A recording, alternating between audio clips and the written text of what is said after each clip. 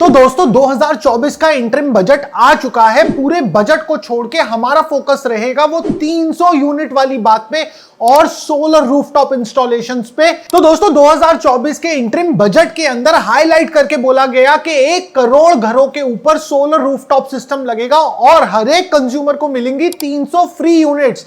तो अगर आप भी भारत के किसी भी हिस्से में रहते हो, आप भी इस चीज का फायदा उठा सकते हो। मगर दिक्कत क्या है कि इस चीज के बारे में फायदा कैसे उठाया जाए और ये प्रधानमंत्री की नई सूर्य उदय योजना किस तरीके से काम करेगी, इसके बारे में ज्यादा जानकारी लोगों को नहीं है। तो हम अपनी रिसर्च से काफी सारी जानकारी जगह जगह से जुटा के लाए हैं आप लोगों के लिए, और अब हम आप लोगों को समझाने वाले हैं कि आखिर ये सूर्य उदय योजना काम कैसे करेगी, कौन लोग होंगे जो इस सूर्य उदय योजना का फायदा उठा सकते हैं, क्या आप भी उनमें से एक हो। अगर आप लोग भी ये चीज जानना चाहते हो तो बने रहो हमारे साथ। मगर वीडियो शुरू करने से पहले अगर आपने अभी तक हमारे सुपर इंटरेस्टिंग चैनल को सब्सक्राइब नहीं करा है तो वेट किसका कर रहे हो, अभी के अभी कर दो ताकि नई वीडियो की नोटिफिकेशन आपको जल्द से जल्द मिल सके। तो दोस्तों हमारी गवर्नमेंट शुरुआत से ही सोलर रूफटॉप के लिए और शहरों में सोलर इंस्टॉलेशंस के लिए बड़े बड़े टारगेट बनाती हुई आई है। तो दोस्तों 2022 तक गवर्नमेंट का टारगेट था 40 गीगावाट का सोलर रूफटॉप इंस्टॉलेशंस का, जो कि 5.84 गीगावाट भी नहीं पहुंचा है, जो कि टोटल टारगेट का 15% से भी कम है। तो इसी चीज को एक नए सिरे से बूस्ट करने के लिए राम मंदिर वाले दिन प्रधानमंत्री ने सबसे पहले अनाउंस किया था प्रधानमंत्री सूर्य उदय योजना के बारे में, और जिसको फाइनली बजट के अंदर बताया भी गया। तो जब हम लोगों ने बजट सुना तो यहां पे हमारे को 3 पॉइंट्स तो क्लियर हो गए। पहला कि 1 करोड़ लोगों के घरों के ऊपर इस योजना के तहत सोलर लगेगा। दूसरा, ये लोग सालाना 15 से 18 हजार रुपए तक की सेविंग कर पाएंगे।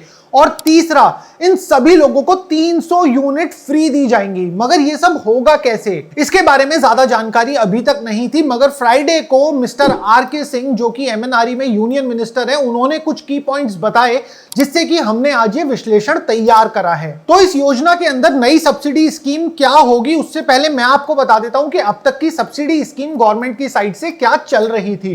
तो अब तक क्या था कि अगर आपका सोलर रूफटॉप सिस्टम आप 3 किलोवाट तक का लगाते हो तो पर किलोवाट गवर्नमेंट की साइड से आपको 18,000 रुपए की सब्सिडी मिल रही थी। और कुछ स्पेशल कैटेगरी स्टेट्स जैसे कि हिमाचल, उत्तराखंड, सिक्किम, ऐसी सब जगहों पे सब्सिडी थी 20,000 रुपए पर किलोवाट की पहले 3 किलोवाट तक, और 3 किलोवाट के बाद में यही सब्सिडी थी 9,000 रुपए पर किलोवाट।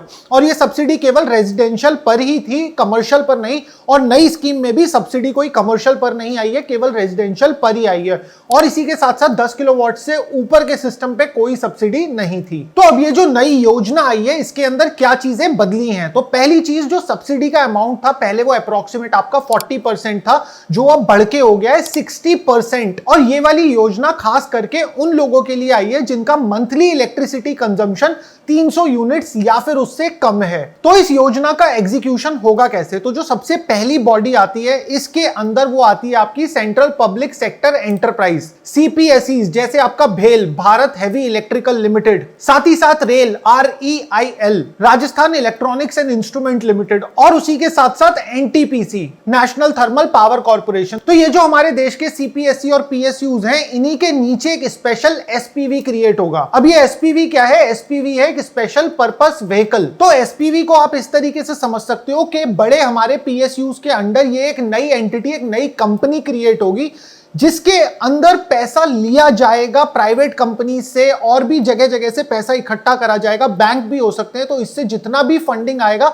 वो सारा का सारा इन एसपीवीज में इकट्ठा होगा, और ये एसपीवीज बाद में लोन देने का काम करेंगी। तो जैसे ही गवर्नमेंट आइडेंटिफाई करेगी, फॉर एग्जांपल एक यूजर को जिसके छत पे सोलर रूफटॉप सिस्टम लगाना है, तो सबसे पहली चीज क्या होगी कि उसके सिस्टम का 60% ऑफ द पेमेंट जाएगा सब्सिडी में से, जो कि गवर्नमेंट द्वारा मिलेगी, और बचा हुआ 40% जाएगा इन एसपीवीज में से। तो टेक्निकली एक कंज्यूमर की छत पे पूरा का पूरा सोलर रूफटॉप सिस्टम लग जाएगा, एंड उसे अपनी जेब से 1 रुपया भी खर्च नहीं करना। तो इस स्टेज तक आपके दिमाग में भी एक सवाल आ रहा होगा कि यार कंज्यूमर ने तो पूरा सोलर रूफटॉप सिस्टम इंस्टॉल हो गया, उसने तो कुछ पे ही नहीं करा।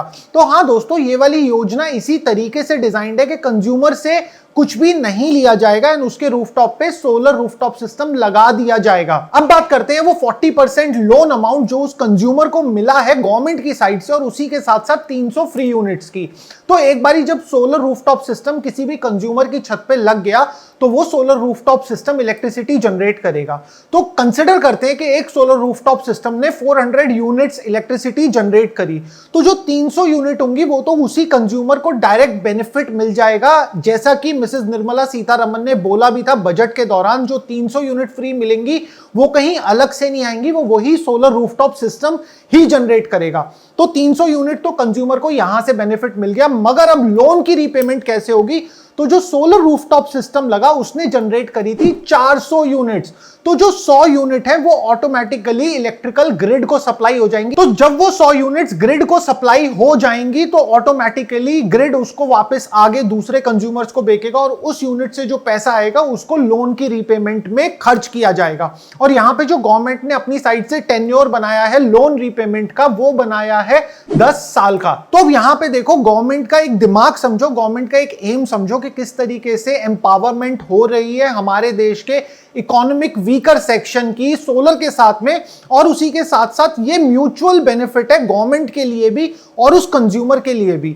अब इस चीज को आप समझो, जैसा कि डेटा बताता है कि हमारे देश का जो 85% यूजर है उसका मंथली इलेक्ट्रिसिटी कंजम्पशन 100 से 120 यूनिट का है। अब अगर किसी कंज्यूमर का इलेक्ट्रिसिटी कंजम्पशन 100 से 120 यूनिट का है तो उसके रूफटॉप पे अगर ज्यादा स्पेस है तो एक थोड़ा सा ज्यादा बड़ा सोलर पावर सिस्टम लगाया जाएगा, जिसमें से कि उसका कंजम्पशन तो अपना चलेगा ही चलेगा और इसी के साथ साथ उसके रूफटॉप से जनरेट हुई एक्स्ट्रा इलेक्ट्रिसिटी को ग्रिड को दे दिया जाएगा, जिससे कि उसके जो रूफटॉप पे सोलर लगा था उसके लोन की रीपेमेंट भी हो जाएगी। और इसी के साथ साथ जब लोन का पूरा रीपेमेंट का जो टर्म रखा गया है वो 10 साल रखा गया है, तो 10 साल बाद वो पूरा का पूरा सोलर रूफटॉप सिस्टम कंज्यूमर को हैंड ओवर कर दिया जाएगा। और सोलर की लाइफ होती है 25 साल, तो बचे हुए 5 साल में उसको उस सोलर रूफटॉप सिस्टम से रिटर्न भी आने लगेगा। तो जब हम इस वाली वीडियो के लिए रिसर्च कर रहे थे, हमारी टीम में से जो कि इतने टेक्निकल नहीं है, उनका एक सवाल आया था हमारे पास में और मुझे लगा कि शायद बहुत सारे हमारे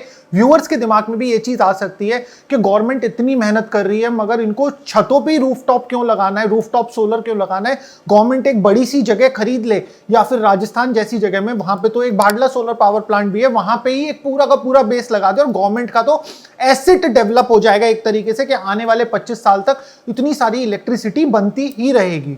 तो देखो उनका भी सोचना सही था कि अगर गवर्नमेंट ये वाला पैसा जो कि सब्सिडी में दे रही है और फिर एसपीवीज बना के लोगों के लिए लोन भी करा रही है और उस लोन की रीपेमेंट के लिए लोगों पे कोई प्रेशर भी नहीं है, वो कैलकुलेशन इस तरीके की करेंगे कि एक्स्ट्रा यूनिट इतनी बने ही बने उनके सोलर रूफटॉप से जिससे कि उनके लोन की रीपेमेंट भी होती रहे।